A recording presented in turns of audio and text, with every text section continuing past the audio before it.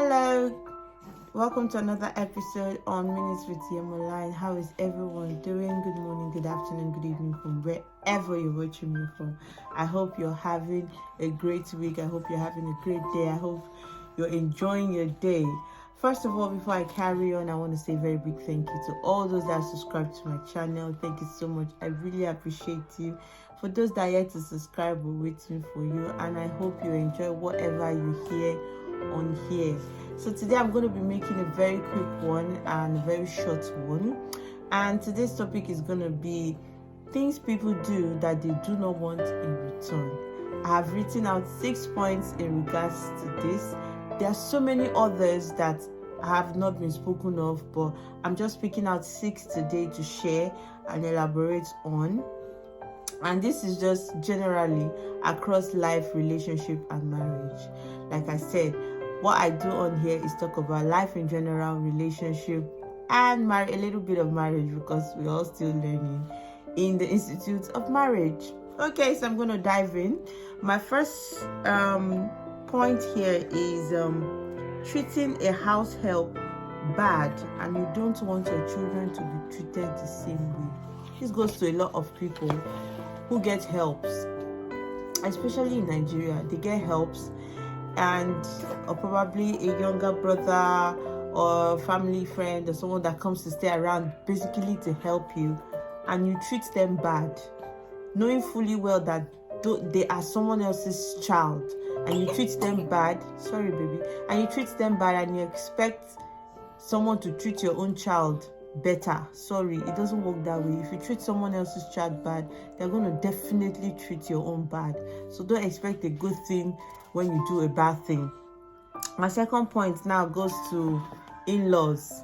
All those that like to treat their daughter-in-law or their son-in-law anyhow. You treat them bad, you talk down on them because they are married to your brother or they are married to your sister. Esther, you don't behave that way.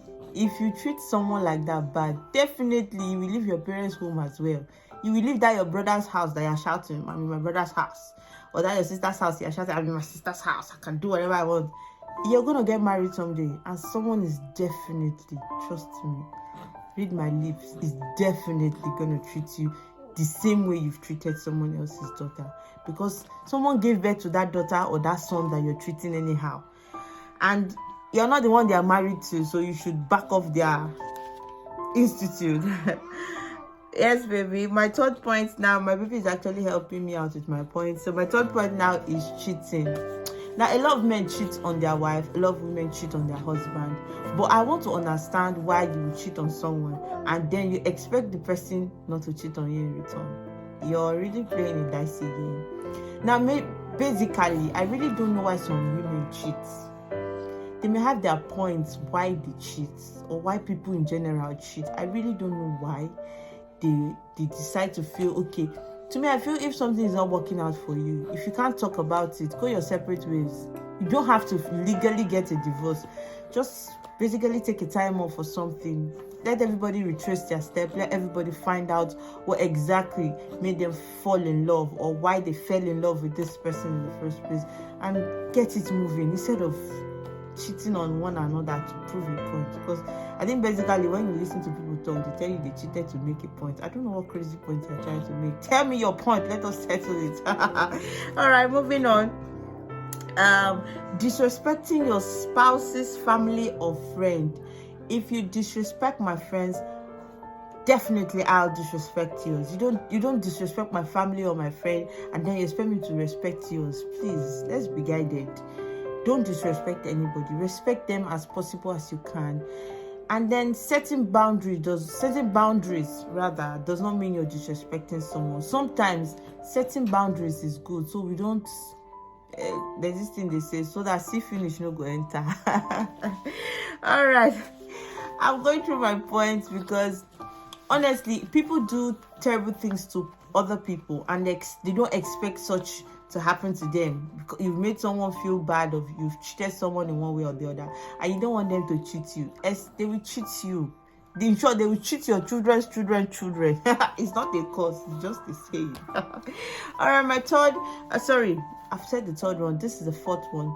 My fourth point is emotional abuse. This happens a whole lot in marriages, where you're cheating on your spouse, you're cheating them, or you're abusing them emotionally. Like, it's not about slap or knock or whatever. Emotional abuse, things like you say terrible words to them, you talk down on them, you make them feel less of themselves, you find a way to probably, let's use a general instance. Maybe you're a man, you sent her to school, and for that reason you make her feel you owe me, you owe me your life, and you have to spend the rest of your life feeling sorry or feeling low that you did that for that person. Out of the love of your heart, that was why you did that. So I don't know why you should make the person feel bad emotionally because you have decided to train that person in school.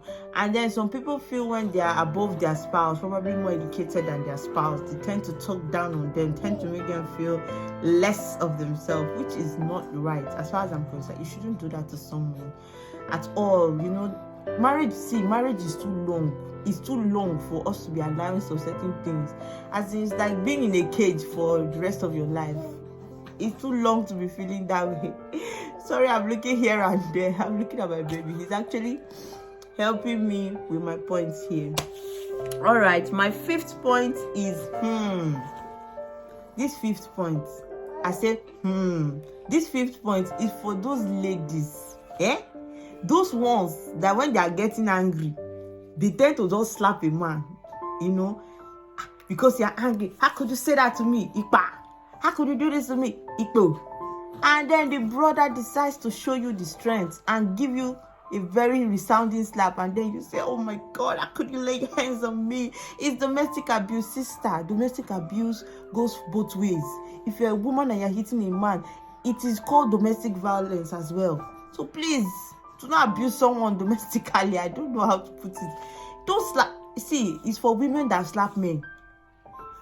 I do not subscribe to the fact that a man should lay his hand on a woman. Probably if a woman does that to you, you should probably walk away from her, so that you don't end up doing something you're not proud of or something you're going to regret. But for the ladies, draw your ears.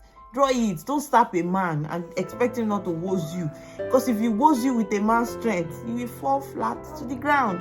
So please, do not do that. And my last point is balancing friendship and relationship. Now, this last point goes to the people that are dating. Because let us not lie, people are dating. So all this, I refuse to say some certain things, but people tend to shy away from the fact that some people date. So the dating game, for those that are dating, learn to balance your relationship and your friendship.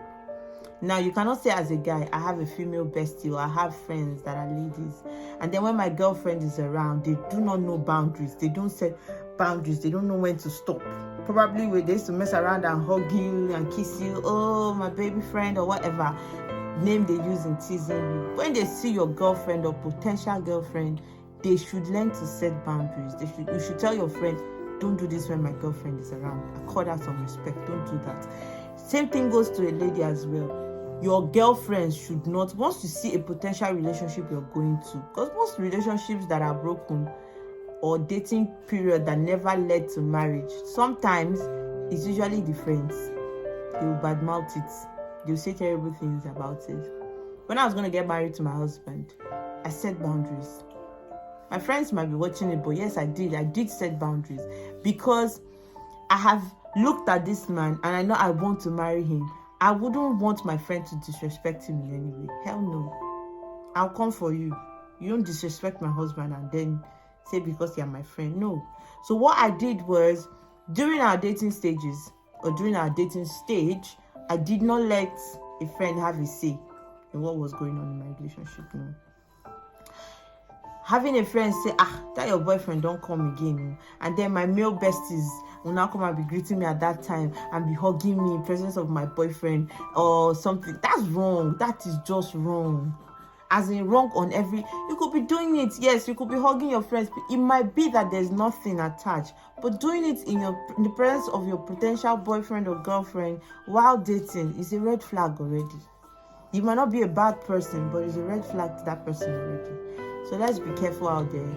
Let's not do things we don't want people to do to us. You don't talk to someone rudely and then you expect people to respect you. Things are not done that way. Please, whenever you're doing something to someone, emotionally, physically, spiritually, whichever way you're doing something to someone, always remember that your brother or your sister might be in that situation. Your mother may be in that situation. Your father may be in that situation. In short, anybody you hold dearly could be in that situation. So don't treat someone bad because you are in a power to, or you are in a situation to do that to someone. Don't do that to someone. This is all I have for you today. I hope you have a lovely day. And thank you so much for watching. Thank you so much for listening to me. Thank you for subscribing, taking your time to sit down and watch me. Thank you so much. I really appreciate you. I look forward to seeing you in our next video, in our next topic. I love you all.